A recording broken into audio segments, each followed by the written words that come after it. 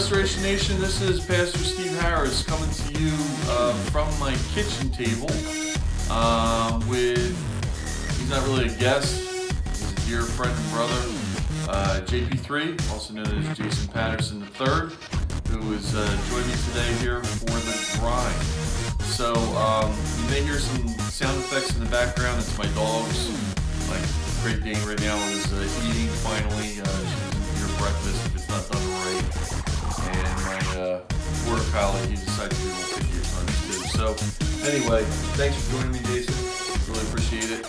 And we're gonna, I don't know, we're talking about something. He's got something up his sleeve. He always does.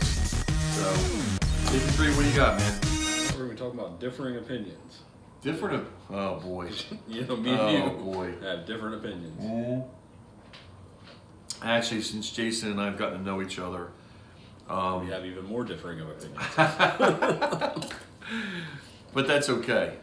And, you know, we're going to talk a little bit about that today as I clean off my glasses here.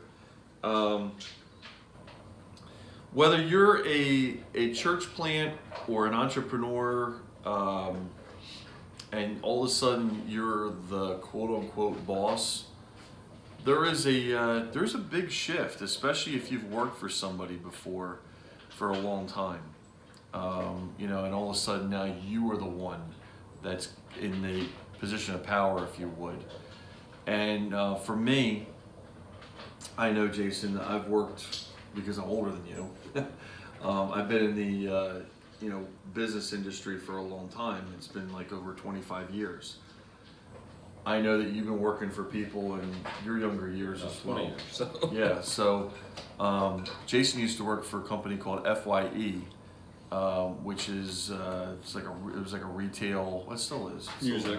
Music, right? It's more of a boutique Spencer's type place now, but yeah. Yeah. So so you know what it's like to work for people. Yeah. And Jason's a volunteer on our leadership team. But there's a big difference between being a volunteer and actually, like, you know, working and you get paid and that whole thing. But there isn't and there is. So when it comes to a church, we have a lot of theological things that we believe and don't believe, and, you know, agree and disagree, and it doesn't matter who you are, there's going to be certain things that you may not see eye to eye with, and some are critical and some are not. So I'm going to be kind of the, you know, the student here right now, and Jason's he's got some questions for me. I can't wait to see what these are. Dun, dun, dun. And you know, we're just going to kind of talk amongst each other here a little bit and make sure you're clued in. So go ahead, buddy. So What's the topic today? It's difference of opinions, right? different views, difference of opinion. Okay. So George from Albuquerque writes, what if your boss has a different opinion than you on a non-work related topic? You're fired. No, I'm kidding. But sometimes actually that does happen. I believe this. I believe that it depends on how willing you are to work with someone. And it also depends on how much you're willing to learn from someone. So, translation. I was joking about the whole fire thing, Yeah. but many people do get fired for having that. They have a difference of opinion. They don't agree with what the boss is saying. You know, I know. Yeah. And That's my company, get out. yeah, exactly. So it's like, okay, well, we're just not seeing eye to eye, so you need to go. And sometimes it's warranted and sometimes it isn't. And I feel this way. Whether or not you're a pastor, whether or not you're a business owner or whatever, I believe that business owners especially, well, and pastors, we need to understand that our opinion is our opinion, but we need to give people the flexibility of being able to express themselves and say, I agree to disagree. And I think you also, we had this conversation before on camera about politics, and how we have, there's things that, you and I both have talked about that we both are, we're basically in agreement. But if you sit at a table like this and start talking politics and or religion with someone, it can get really heated really fast. What I've learned over my tenure is not everybody's going to buy into what I'm selling, to quote JP3, which means that the gospel that I believe in of Jesus, the good news that I try to tell people about, not everybody wants to hear it, not everybody even cares about it. But my thing is that to answer the call that I have, I'm told to tell people and make disciples, which means that as they believe, then they grow, and then they tell other people. But it's not my job to force people to believe what I believe. And this is my Great Dane, by the way. Hi, Quelly. And I think when it comes to that question, I think that maybe the boss can sit down with the employee or the volunteer or however this goes and say, so where did you come up with that? What brought you to that decision? And it might be where the boss has a change of heart because they've heard out their people. And like you and I joke about, like people go to you about all the stuff they can't stand about me. And then, like he starts to get me to think about some things I'm doing and I go, yeah, he's got a point. Tell the people about, what happened with Mary. We talk about that. The definition of insanity thing. Well, the definition of insanity is repeating the same thing over and over, expecting different results. And every week, Pastor brings this up, yet he asks the same person, Mary, to explain the definition, therefore giving an example of the definition of insanity, which we already knew that. Which when I first heard it, I was like, wait a minute. But then I had to kind of think about that for a minute, saying, yeah, I'm telling people that that's the definition of it, and I'm actually doing it in front of people while I'm talking to people. I'm telling them that. So it kind of made me, it was kind of like a play on words, but it really was true. And I'm like, that really made me think. So I guess to wrap up that question. Well, you kind of things that they have to deal with. What about non-work related topics where you kind of look at the point where they don't necessarily have to agree on it because it's not work related. So almost to a point, it's none of the other person's business. It shouldn't affect the outcome. Yeah. You need to just kind of put things aside sometimes too. Well, you can have an opinion without stating your opinion. Yeah. Environment has a lot to do with that. Yeah. So let's just say you're at quote unquote happy hour, okay? And you're and we're sitting around and we're talking about President Trump, all right? And what you're not, right? And one person is adamant, they have a MAGA hat and says make America great again. If you're in an environment like that, you can share your opinion, but it can get really heated, and if somebody really takes it personal, it might not be the best thing to do. On the other hand, if you're in a work environment, which, again, it's happened with me many times. I know Jason's worked for a car dealer and, FIE and so forth. You have to be very careful.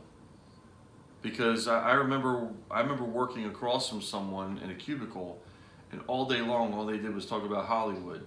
I have no time, no concern about Hollywood whatsoever. And they would tell me their opinion about abortion, about other things, and I'm just sitting there steaming because I want to go back and say what I feel, and why can't I say what I feel when they're doing it? You know what I mean? So like, I don't know. That's a real dicey one. I don't believe in saying just keep that to yourself. I just think that if you're in an environment where you think it might not be the best time to talk about it, that you have to be a good judge of wisdom. And sometimes depending on employment and where in the group you're in, you don't have a right to your own opinion because you're a symbol or you're representative of whatever you're working. Yeah. So if you're walking into a business and you're wearing this hat or this thing, if you're on work hours, you can't do that. Perfect example. So recently, my tenure at the Millville Chamber of Commerce ended as far as working for them part-time. And whenever I would talk about chamber business, I wasn't, I didn't call myself Pastor Steve and all that because I knew that if I did that, even my email address, harrisforjesuschrist@gmail.com, you know, that's kind of like putting it out there a little bit. I had to change my email address. It was like steve@millchamber or something like that. So yeah, you're right. If you're sitting down doing a business deal or whatever, you know, it's just even in board meetings, because I am back on the board of the chamber, I limit how much I talk about faith, because I realize that we're not going to start the meeting in prayer and we're not going to do all that. I have to do that privately in my own thing. So I guess to answer that question, be very, have, as the Bible says, much wise discernment. Be very careful with that. Not that you couldn't, not that you could, just be careful. You obviously don't compromise your beliefs. If that's where it comes down to, then you got to make that decision if that's where you need to work or go from there. But sometimes you do have to follow what the set before you. Yeah, it's true. So the question you have here. How do we move forward if we can't agree? How do we move forward if we can't agree? Because Jason has a hard time throwing his voice because he talks softly. I'm not the puppeteer over here.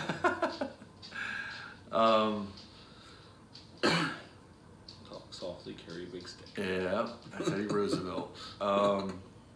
Okay, so as a pastor, I deal with this a lot, and I also lead a fellowship here in Millville of other pastors that have gotten together, different denominations, non-denominations like us.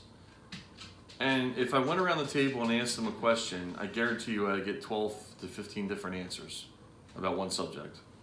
Okay? When I go to that luncheon, the one thing I don't do is ask a theological question. Now you might say to yourself, well, that's kind of the cheesy way of doing it. No, it isn't. If I'm trying to promote harmony, then the questions I'm going to ask them is, so what do you think? How do you do this? And try to do things that are going to encourage them, rather than, well, I believe this, and then all of a sudden you got this person says, well, I believe that, and I believe this, and I believe that, and before you know it, you have somebody flipping the table going, you know what, I don't want to be here anymore. Not everybody can be table flipping Jesus. Well, this is true, except Jason. Don't be shocked. Face, this table's pretty heavy. So, even like Jason said earlier, you know, we have differences about some things theologically, and that's okay. But the church has to have a certain position, and because if we don't, we're just a church of like whatever. Okay, so getting back to the difference of opinions, if it gets too bad, if it's really personal, and you just absolutely cannot get along, then you might have to part ways. From a biblical perspective, Paul and Barnabas did this. If you're listening to this and you're not a Christian or not religious or whatever, sometimes people have to part ways. Unfortunately, and I'm not giving this as an advocacy for marriage, but sometimes beyond counseling and everything, some people are just not compatible. I may get flack for saying that, but some people just will not change no matter what you try to tell them, no matter how hard they try. And there's just this complete opposite thing. And I got to tell you this, my wife and I are complete opposites. So when we talk, at one given point of a conversation can turn into a full-blown argument like that. And we've had to try to work on each other lately to try to combat that and say, let's just kind of move through this without having an argument and having a discussion. And there's two different things there. Discussion is what we're doing right now. An argument is if you start picking up your laptop and want to throw it at me and, you know, darn that Donald Trump or whatever, right? And so, I guess from that perspective, let me answer it this way. Number one, sometimes you have to say goodbye. I wouldn't advocate it. I'd make it a last resort. But sometimes you got to say goodbye. Again, last resort. Because I think if people learn how to listen and work through things, a lot of great can still happen. But if it's that deep, it's that personal, and you just cannot get over it, then it might be time. The second thing is, if it isn't, be open to listen, open to hear, empathize with the person to understand their glasses and their point of view of where they're coming from. Because you might be talking to somebody about a sensitive subject, and you don't think so, and they do. And you're insulting them by the way you're answering them, and they're not getting it. They're being defensive about it all the way through because it's a hurt point.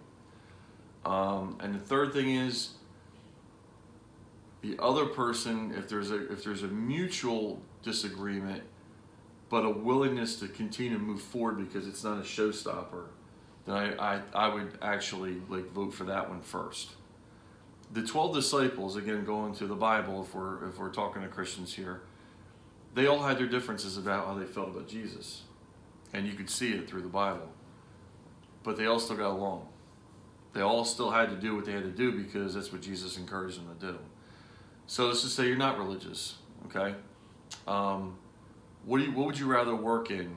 An environment of harmony, even when people have differences of opinions because they're different people, or would you rather have discord and nobody wants to hear anything from anyone and you dictate what you want and begrudgingly they do it anyway? You're gonna have people leave. Whether it's volunteer, more so, because they have nothing to lose really, or they're being paid, they're eventually gonna find another job.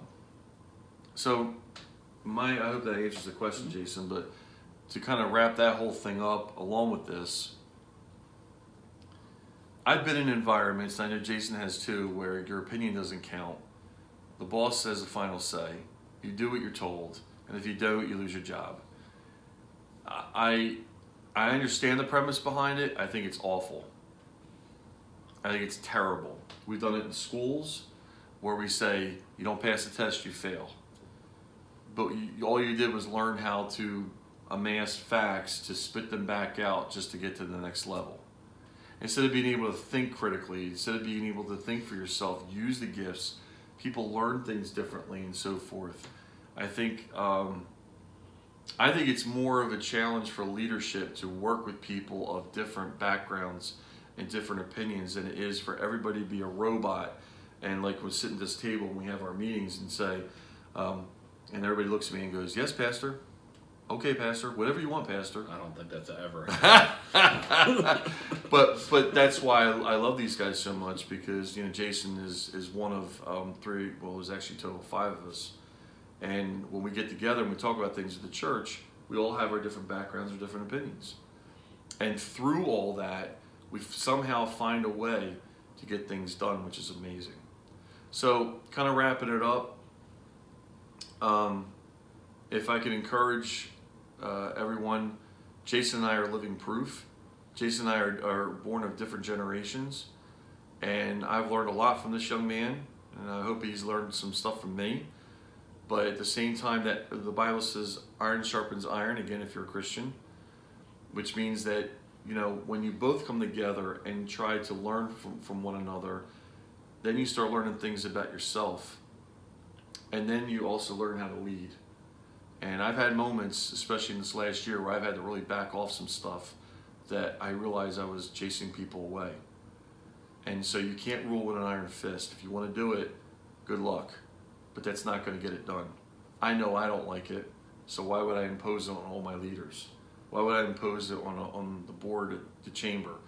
Why would I impose it on anywhere where I have some sort of pull or influence? You're going to have people who are going to shake their head at you, but they're really not buying into what you're selling. So, in conclusion, guys, go at it with opening up your ears, listening, be attentive to people, meet them where they're at, and let them naturally buy into what's going on. If they do that, they'll stay. If they don't, it won't matter anyway. Not everybody's going to buy into what you're doing. You might have to say goodbye. But I don't think that's the norm. So I just want to say from Jason and I, God bless you. And I pray that your ministry / your business, whatever it is you're starting, may this encourage you today to think, about dealing with personalities and different things like that. I just pray that will be something that you'll give deep thought to. Okay? So, until the next episode, God bless you. Go team. Go team.